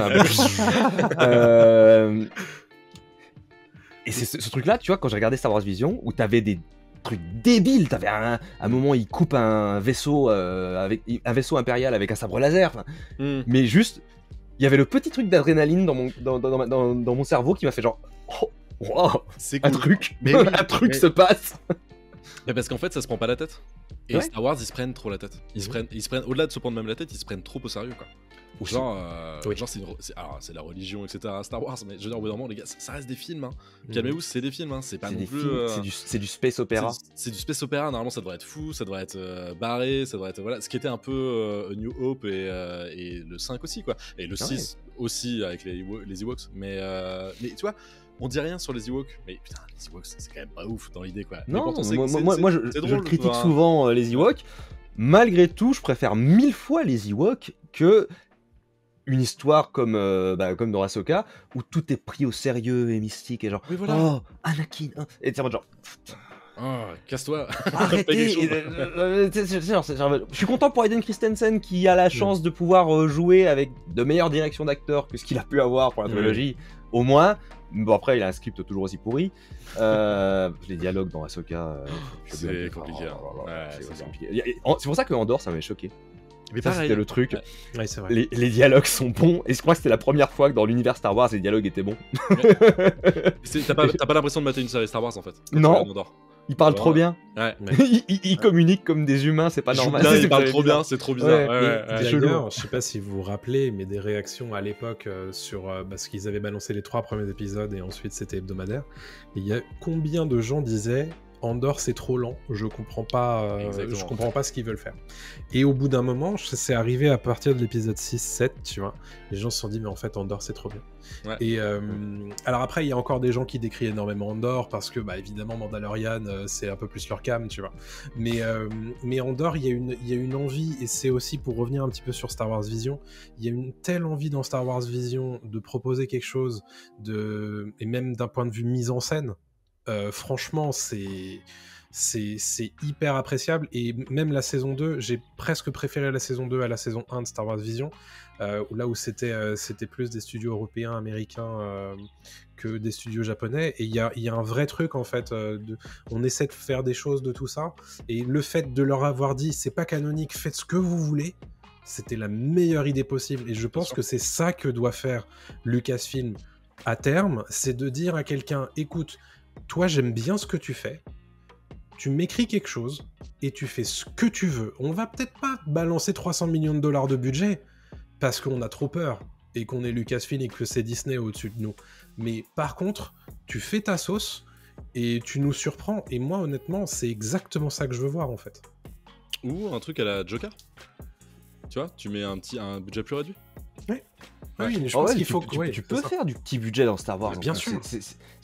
Le premier est connu pour être quand même un film qui avait un budget minuscule et qui a été l'un des films les plus rentables de l'histoire. Bon, minuscule, hein, c'est relatif parce que ça a quand même coûté cher. Mais... Et un film malin. Un film malin. Créatif oui, c'est vraiment, tu sens aussi la vibe du nouvel Hollywood à l'époque. Hein. On fait ce qu'on peut avec ce qu'on a et on le fait bien. Mais tu vois, je reviens sur Vision. Moi, je pense à ce truc tout con, hein. Mais quand ils... Alors, spoil pour un épisode de Star Wars Vision de la saison 1. Désolé. Mais ils arrivent dans une salle, il y a 6 utilisateurs de la Force qui sont dans une pièce, tu vois, 6 ou 8, je sais plus. Et ils font, il est possible qu'il y ait un Sith parmi nous. Et là, t'es en train de te dire, ah ok, c'est lequel, t'es en train de réfléchir, tu vois, genre... Puis là, d'un coup, il y en a un qui allume son sabre, rouge. Il y en a un autre qui allume son sabre, rouge. Et après, et tu te rends compte qu'à la fin, il n'y a qu'un seul Jedi. Oh. Et là, tu te dis, oh putain. Oh, stylé. Jamais cool. Ils auraient osé le faire dans la série originale parce que, la règle des deux, il n'y a que 2 seigneurs Sith au même moment. Là, du coup, tu t'y attends pas non plus parce que tu penses aussi, si tu aimes un peu Star Wars, à la règle des deux. Et là, non. Et tu te dis, oh putain de merde. Et c'est cool. C'est con, mais tu vois, le fait de balancer un petit peu les règles.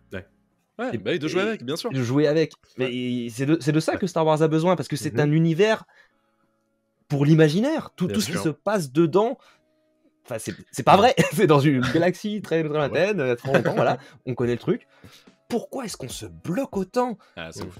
Parce que les gens ont chialé en 99 quand Lucas a dit les midi-chloriens. Ah là là. Ah oui, il a tenté un truc. Et, tu vois, on devrait tenter des trucs.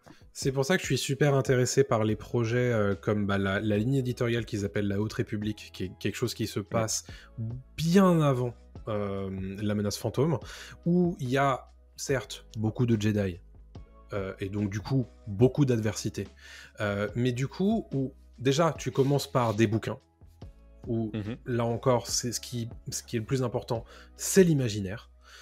Plutôt que de faire un truc pompier avec 300 millions de dollars, machin et tout.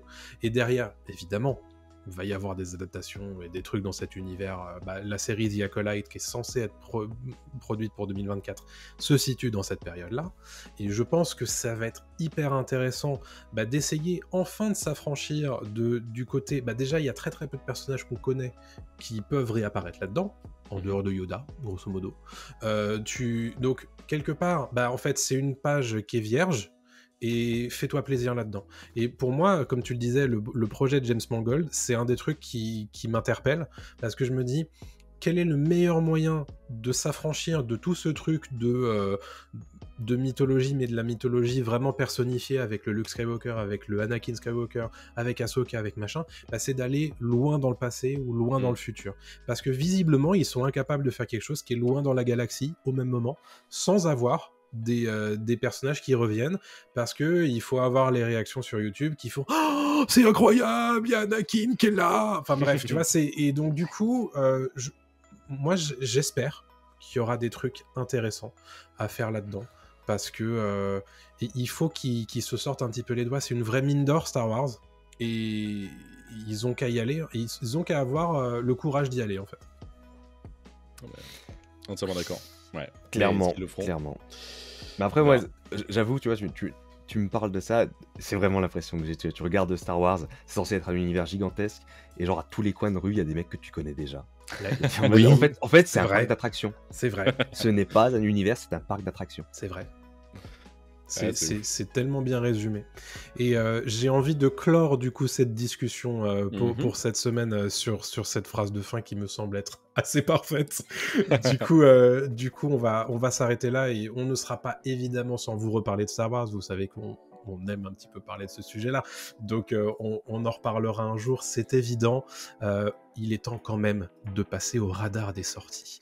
Alors le radar des sorties, c'est moi qui vous fais une petite shopping list de ce que vous allez pouvoir regarder ou jouer dans la semaine à venir, et on va commencer en salle bien entendu par la sortie du Garçon et le Héron, le nouveau film de Hayao Miyazaki bien entendu, et qui ne sera pas son dernier a priori, puisqu'on l'a dit dans Pop News récemment, il planche déjà sur autre chose. Évidemment, si vous voulez savoir ce qu'Adrien en a pensé, puisqu'il l'a déjà vu, le petit coquin, cet été lorsqu'il était au Japon, et bien écoutez, c'est sur YouTube ou sur Dailymotion, donc allez-y, c'est le moment d'aller voir cette vidéo. Ça sort le 1er novembre sur dans toutes les salles de cinéma bien entendu, et c'est un jour férié, donc profitez-en, c'est le bon moment pour aller au cinéma.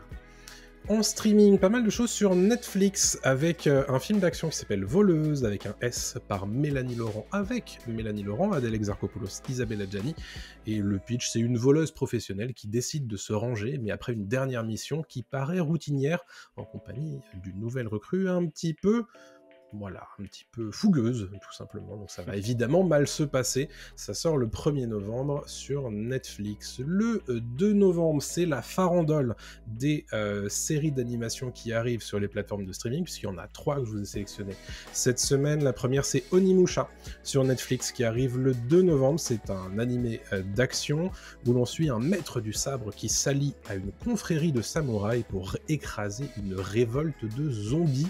C'est adapté de la série de jeux vidéo du même nom. Dans lequel il y avait Jean Reno dans le 3e épisode. C'est vrai. Et voilà, on se battait au Mont-Saint-Michel quand même. Ouais. Effectivement, c'était assez Onimusha 3, Capcom, plus, hein. la grande époque.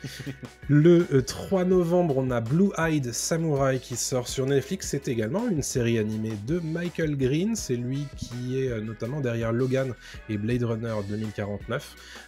On y suit un samouraï qui s'appelle Mizu. C'est lui aussi un maître du sabre qui vit sous une fausse identité le temps de préparer sa vengeance. Quoi de plus samouraï que ceci. Donc 3 novembre, et le 3 novembre également, 3e série animée que je vous ai sélectionnée, c'est bien entendu la saison 2 d'Invincible sur Prime Video, la série animée adaptée des comics de Robert Kirkman, qui revient pour une 2e saison qui s'annonce toujours aussi violente, avec toujours Steven Yeun, J.K. Simmons et bien d'autres acteurs du gratin hollywoodien. On a très très hâte de regarder ça. Et enfin, 2 jeux vidéo que je vous ai sélectionnés cette semaine, c'est The Talos Principle 2, qui sort le 2 novembre sur PC, sur Xbox Series et sur PS5. C'est la suite du jeu de réflexion qui était sorti en 2014. Il y a un côté un peu Portal, un peu The Witness, un petit peu jeu de puzzle comme ça, énigme. Donc intéressant pour les gens qui apprécient. Et pour les gens qui aiment bien se faire des parties un petit peu, enfin des fêtes un petit peu déjantées, il y a WarioWare Move It qui sort le 3 novembre sur Nintendo Switch exclusivement. C'est un party game déjanté basé sur des mini-jeux très courts qui utilisent notamment les capteurs de mouvement des Joy-Con. Voilà. Tranquille. Bon, on a terminé le radar des sorties. Ça, c'est dans la popoche. Pas mal de trucs. On vous a parlé de pas mal de jeux vidéo dernièrement dans le radar des sorties, et on va vous faire 2 recos de jeux vidéo à ce sujet. Adrien, tu as testé Alan Wake 2. Je ne l'ai pas encore, je suis jaloux. Et tu vas nous en parler tout de suite. J'ai adoré Alan Wake 2. J'ai passé beaucoup de temps parce que j'étais un peu malade ce week-end, donc j'ai eu la chance de passer au moins 8 heures dessus, je pense, quand même. Ouais, facile. Tu m'as dit 15 heures tout à l'heure. Non, pas 15. Quand même, Pinocchio. 15, voilà, pas 15. Mais à peu près 10. Okay. Bref, Alan Wake. Alors, on résume ce qu'est Alan Wake. Alan Wake, c'est un jeu vidéo d'horreur édité par Remedy. Remedy, c'est ceux qui sont à l'origine de Max Payne 1 et 2. De Control qui était sorti il y a quelques années, et Alan Wake qui était sorti en 2010. Alan Wake, c'est vraiment inspiration Stephen King, Twin Peaks. On a quoi d'autre comme inspi, un peu dans David Lynch aussi, du Mulholland Drive. Enfin, il y a vraiment tout ça. C'est très David Lynch dans l'idée. Ah oui. Et ça raconte l'histoire d'un écrivain qui se retrouve à Bright Falls, qui est une petite ville du Maine, aux États-Unis, qui se retrouve en fait à écrire un bouquin, voilà, en retraite tranquillement avec sa femme, sauf que il va tomber dans un lac qui s'appelle l'Entre-Noir, et l'Entre-Noir en fait va va réaliser ses écrits et va modifier la réalité qu'on peut percevoir dans la petite ville. C'est compliqué de pas spoiler Alan Wake. Je vais essayer de faire gaffe pour le 2. Le 2 se passe donc 13 ans plus tard.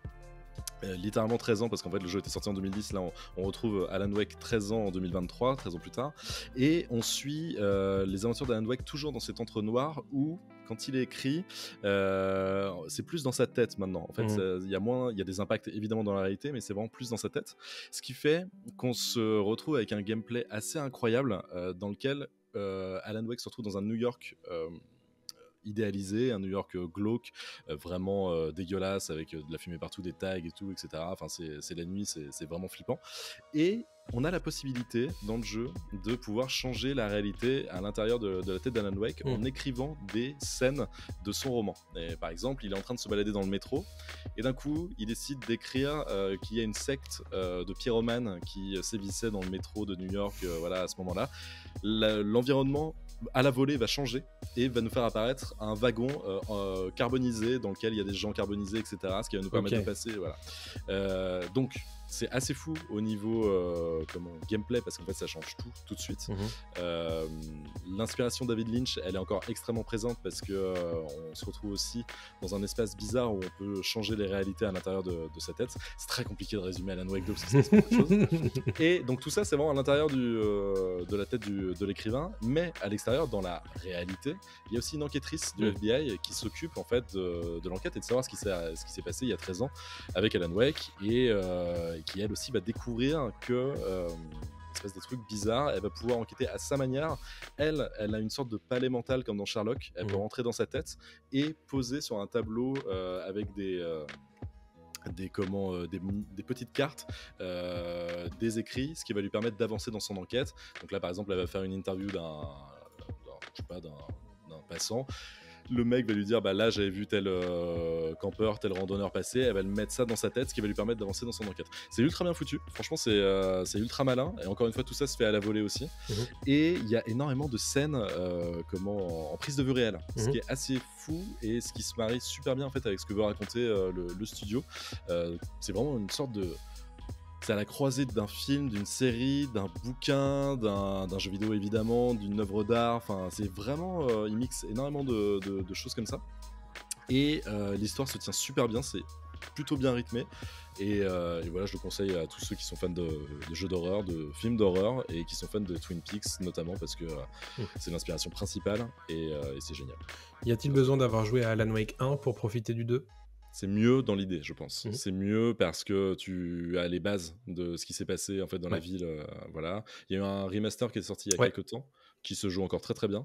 Et voilà. Donc ça, alors, j'ai vraiment parlé de l'aspect gameplay, narration, et encore j'ai effleuré le truc. Côté visuel, c'est super beau. C'est vraiment super beau. Ils utilisent le moteur de Resident Evil 2 Remake avec une caméra à l'épaule, avec des superbes décors. Il y a le vent, les effets de vent, les effets de pluie, la lumière qui se reflète partout, parce que c'est un jeu où la lumière a une importance capitale, parce que tu es obligé en fait de mettre ta lampe torche, de braquer ta lampe torche sur les ennemis pour les affaiblir.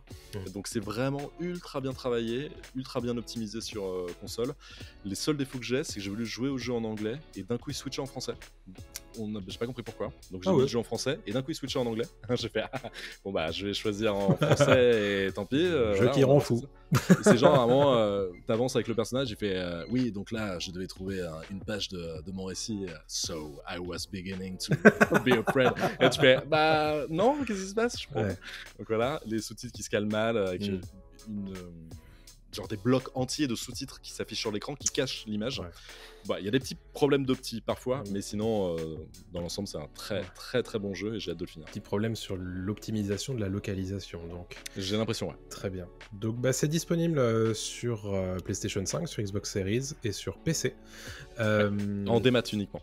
En démat uniquement, effectivement, le jeu n'est pas disponible en CD. Qu'est-ce qu'on va dire au tarif de 60 € de mémoire. 60 balles la version simple et 70-80 la version j'imagine où il y a des DLC en plus qui ne sont pas sortis encore. Voilà. Bah, écoute, ça me confirme que j'ai très envie de jouer à ce jeu. Je m'en doutais. Alors, moi j'ai choisi de jouer à Super Mario Bros.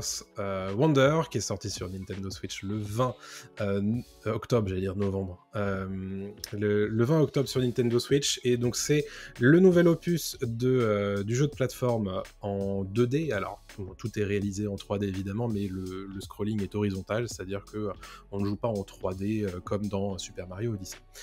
C'est extrêmement bien ficelé d'un point de vue gameplay. Il n'y a évidemment aucun problème sur la maniabilité du jeu. Il y a beaucoup d'inventivité en fait sur le jeu. J'ai joué, je sais pas, on va dire une dizaine d'heures, un truc comme ça, le temps de découvrir 4 mondes. Et je me suis rendu compte, au bout d'un moment, je me suis dit, mais attends, la quasi-intégralité des personnages, on va dire, des ennemis dans les niveaux, c'est des trucs que j'ai jamais vus encore dans un Mario, et pourtant j'en ai joué beaucoup. Et en fait, il y a un vrai souffle de créativité et on t'en met beaucoup, et en fait, c'est déjanté et c'est hyper coloré en termes de direction artistique. C'est vraiment très chatoyant et c'est vraiment hyper sympa. Il y a pas mal de mécaniques de gameplay qui viennent se rajouter à ce qu'on a l'habitude de voir dans les Super Mario habituels. Je pense notamment à des nouveaux costumes qui apportent de nouvelles mécaniques, notamment le costume d'éléphant, qui est le premier en fait qu'on débloque, qui va te permettre de détruire des blocs, de balancer de l'eau là où tu veux, etc. Pas mal de petits secrets, de passages cachés, etc. Qui sont hyper cool. T'as très envie de débloquer le 100% sur chaque niveau et sur chaque monde au final. Et puis du coup, tu te rends compte que tu débloques d'autres niveaux parce que t'as trouvé un passage secret dans un niveau. C'est vraiment hyper sympa. C'est pensé évidemment pour que ça soit accessible, mais il y a des niveaux de difficulté et au bout d'un moment, il y a certains stages qui sont pas évidents. Du coup, pareil, Nintendo a pensé qu'il y a certains personnages qui sont plus aisés pour les gens qui ont un peu de mal à jouer, ou alors pour les plus jeunes. Typiquement les Yoshi, c'est des personnages qu'il faut prendre quand t'as un petit peu de mal avec le jeu de plateforme.